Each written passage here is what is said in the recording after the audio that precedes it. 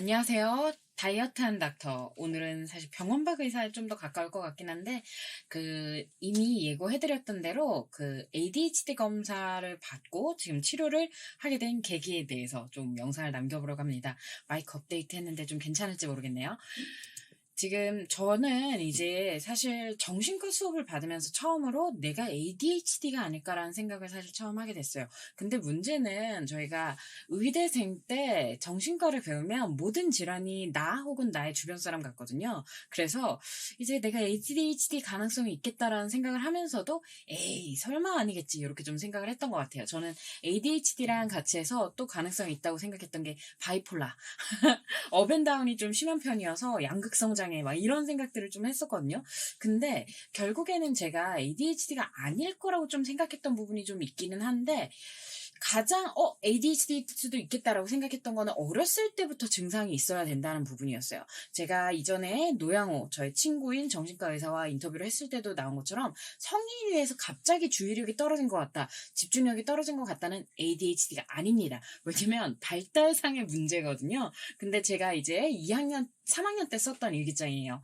아, 대체 내가 왜 알림장을 잃어버렸는지. 그러니까 하필이면 알림장을 잃어버렸을까? 나는 왜 이렇게 많이 잊어먹지? 침착하고 깊이 생각하는 어린이가 되겠다. 나이가 들면 나아지겠지라고 생각했지만 현재까지도 전혀 나아지고 있지 않습니다. 그래서 어렸을 때부터 산만하고 잘 잊어버리고 잘 잃어버리고 이랬기 때문에 나 ADHD 아닌가라고 생각은 했지만 막상 이게 만 12세 이전부터는 증상이 있긴 했는데 중요한 게 전 머리가 좋거든요. 실제로 제가 의대를 다니면서조차도 머리가 나쁘다라는 생각은 해본 적은 없어요. 저는 이건 동기들한테 물어봐도 동의를 어느 정도 하는 부분일 거라고 생각하는데 공부도 잘하는 편이고 성적도 잘 나오고 집중도 한 번 하고 나면 잘하는 편인데 내가 과연 이게 ADHD가 맞을까? 아니지 않을까? 이 생각을 좀 했던 것 같아요. 근데 그러다가 내가 ADHD일 수도 있겠다는 생각을 잊어버리고 있다가 다시 하게 된 계기는 정신의학의 탄생이라는 책을 지으신 하지현 정신과 의사 선생님의 북토크를 가면서인데요.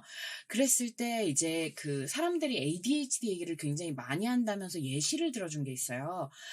집중력에 문제가 있다고 하는 성인들, 그래서 ADHD 치료를 받으러 오는 성인 중에서는 상당수가 집중력 저하를 실제로 호소하는 것이 아니라 하이퍼 어텐션, 굉장히 높은 정도의 집중도를 원한다고 하면서 얘기를 하신 게 5시간 공부하고 나서는 남들은 다 5시간 공부하는데 나는 1시간, 2시간 하고 나면 쉬어야 돼요. 딴짓을 해야 돼요. 일어나야 돼요. 이런 얘기를 하면서 그게 마치 문제가 있는 것처럼 얘기를 한다고 말씀을 하시더니 성인 ADHD라고 하려면 출퇴근하면서 우산 10개, 지갑 5개, 핸드폰 3개는 잊어버려야 된다. 이렇게 얘기를 하셨거든요.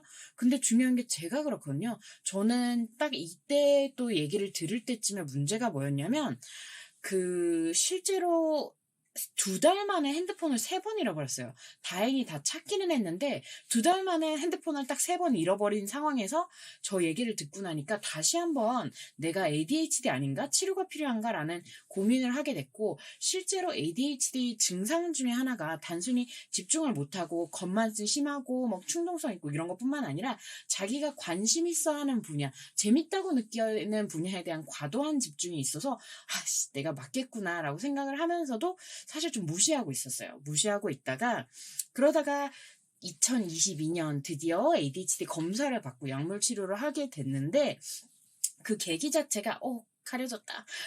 제가 2022년에 코로나를 걸리고 나서 면역력이 굉장히 안 좋아지고, 그리고 저도 아프지만 가족도 아프고 창업에, 그리고 원래 일도 아프고 그러면서 바빠지고 몸이 안 좋아지니까 ADHD 증상 자체가 너무 심해지는 거예요. 정신이 하나도 없고 다 맨날 잃어버리고 일정도 까먹고 이래가지고 막 고민을 하던 차에 앞서 말씀드렸듯이 제가 22년도에 이것도 찍었던 영상이죠. 저희 친구인 정신과 의사 노양호 씨와 ADHD 관련 영상을 찍으면서 알게 된 사실이 있어요.